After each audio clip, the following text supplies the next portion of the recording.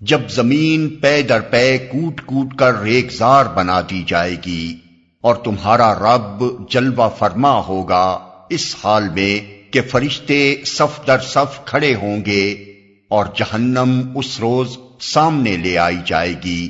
اس دن انسان کو سمجھ آئے گی، اور اس وقت اس کے سمجھنے کا کیا حاصل؟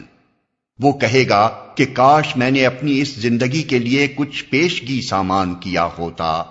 پھر اس دن اللہ جو عذاب دے گا ویسا عذاب دینے والا کوئی نہیں، اور اللہ جیسا باندھے گا ویسا باندھنے والا کوئی نہیں۔ دوسری طرف ارشاد ہوگا، اے نفس مطمئن، چل اپنے رب کی طرف اس حال میں کہ تو اپنے انجام نیک سے خوش اور اپنے رب کے نزدیک پسندیدہ ہے۔ شامل ہو جا میرے نیک بندوں میں اور داخل ہو جا میری جنت